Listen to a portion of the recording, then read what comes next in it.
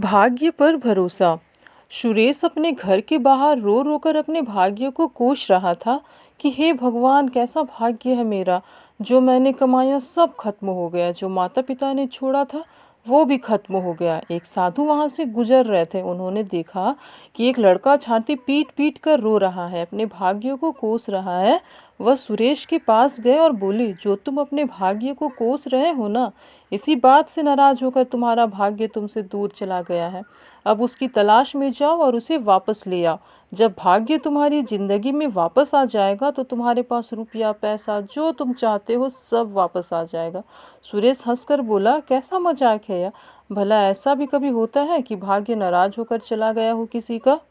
रात में जब वह सो रहा था तो उसे सपना आया कि भाग्य जैसा कोई आदमी ऊंची पहाड़ी से कूदकर उसकी छाती पीटने लगा, उसे कोसने लगा जैसा वह सुबह कर रहा था।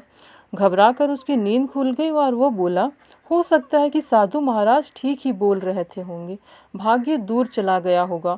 और वह सुबह होते ही अपने भाग्य की तलाश में निकल गया। रास्ते में उसे जंगल में एक शेर दिखाई दिया। वह बचते बचाते उस शेर से दूर जाने लगा, लेकिन शेर ने उसे देखकर उसे आवाज़ देकर उसे अपने पास बुलाया और कहा, मुझसे डरने की ज़रूरत नहीं, मैं कई दिनों से बीमार हूँ, मैं अपनी जगह से हिल भी नहीं सकता, मैं तुम्हें कोई हानि नहीं पहुँचा सकता हूँ। शेर ने लड़के से पूछा कि कहाँ जा रहे हो तुम। लड़के ने शेर को अपने बारे सब कुछ बताया और ये भी कि अपने भाग्य की तलाश में निकला हुआ है जिससे उसकी समस्या दूर हो सके। शेर कहता है कि जब तुम्हें तुम्हारा भाग्य मिल जाए तो उससे पूछना कि मेरी इस बीमारी का इलाज क्या है, मैं तुम्हें मनचाहा उपहार दूंगा। लड़का बोला, ठीक है, और अपने भाग्य की खोज में आगे निकल गया। कुछ दूर चलने के बाद रास्ते में उसे एक नदी और फलों का बगीचा दिखाई पड़ा। नदी में हाथ मुंह धोकर वह फल खाने के लिए तोड़ा। फल का स्वाद बड़ा कड़वा होने के कारण वह उसे फेंक दिया। तभी बगीचे का मालिक आया और बोलने लगा कि इस बगीचे के सारे फलों का स्वाद बहुत कड़वा है, मैं बहुत परेशान हूँ, जितना भी अच्छा खाद डालूं कोई फ़ायदा ही नहीं होता। अच्छा ये बताओ, तुम जा कहाँ रहे हो। लड़के ने उसे सारी बातें बताई। उस बगीचे के मालिक ने कहा कि तुम्हें तुम्हारा भाग्य मिल जाए तो उससे पूछना कि इस बगीचे के फल का स्वाद कड़वा क्यों है, इसका निवारण क्या है, मैं तुम्हें मनचाहा उपहार दूंगा। लड़का बोला, ठीक है, और अपने भाग्य की तलाश में आगे बढ़ गया। कुछ दूर और चलने के बाद उसे एक महल मिला। सोचा थोड़ी देर यहाँ आराम कर लूँ। तभी वहाँ उस महल की राजकुमारी आई और उसने लड़के से उसका परिचय पूछा। लड़के ने अपना सारा हाल कह सुनाया।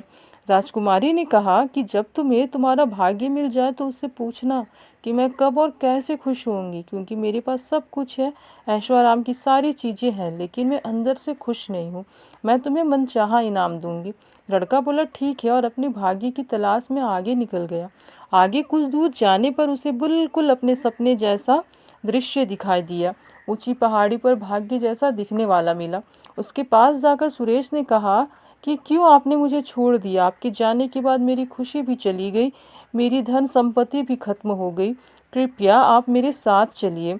उससे पहले उस लड़के ने शेर, बगीचे के मालिक और राजकुमारी के सवाल के जवाब भी अपने भाग्य से ले लिए। भाग्य ने कहा, मैं तुम्हारे साथ नहीं जा सकता, लेकिन मैं तुम्हारे पीछे आ सकता हूँ। लड़का बोला, ठीक है, लेकिन आप आना जरूर। भाग्य बोला, ठीक है।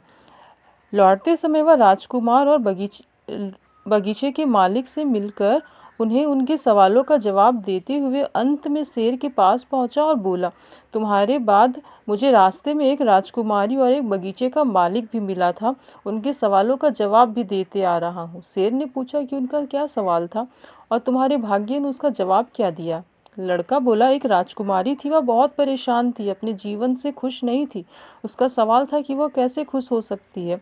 भाग्य ने उससे कहा कि जिस दिन वह अपने मनपसंद लड़के से विवाह कर लेगी उस दिन के बाद वह खुश हो जाएगी। शेर ने पूछा, तो क्या उसने तुम्हें उपहार दिया। लड़का बोला, हाँ, उसने कहा कि मुझसे शादी कर लो और यह महल और ये सारी ऐसो आराम की चीज़ें तुम्हारी हो जाएगी। शेर ने पूछा, तो तुमने क्या कहा। मैंने कहा, नहीं नहीं, मेरा भाग्य मेरे पीछे आ रहा है। फिर शेर ने बगीचे के मालिक के बारे में पूछा। लड़का बोला कि बगीचे के बगल जो नदी है उसमें सोना है, उस नदी का पानी बगीचे में देने की वजह से वहाँ के फल कड़वे होते हैं। तुम पहले सारा सोना निकालो, फिर बगीचे में पानी दो या फिर किसी और नदी के पानी से बगीचे की सिंचाई करो। शेर ने पूछा, तो क्या उसने तुम्हें उपहार दिया। लड़का बोला, हाँ। बगीचे का मालिक बोला, थोड़ी देर रुको, मैं नदी का सारा सोना निकाल कर तुम्हें दे देता हूँ। शेर ने पूछा, तो क्या तुमने सोना लिया? लड़का बोला, नहीं, भला कौन इतनी देर रुके। मैंने कहा, मेरा भाग्य मेरे पीछे आ रहा है, मुझे नहीं चाहिए। फिर शेर ने पूछा कि मेरे सवाल का क्या जवाब दिया तुम्हारे भाग्य ने? शेर के सवाल का जवाब देते हुए कहा कि जिस दिन तुम दुनिया के सबसे मूर्ख इंसान का सिर खाओगे, तुम ठीक हो जाओगे, तुम्हारी बीमारी ठीक हो जाएगी। शेर ने आओ देखा ना ताव अपनी पूरी शक्ति से लड़के के ऊपर झपट्टा मार दिया और कहा कि तुमसे मूर्ख इंसान मुझे इस धरती में कोई नहीं मिलेगा। सीख: भाग्य भी उसी का साथ देता है जो खुद अपना साथ देता है। कहानी पसंद आई हो तो चैनल को सब्सक्राइब जरूर करें, वीडियो को लाइक शेयर करना ना भूलें। स्वस्थ रहे, मस्त रहे। धन्यवाद।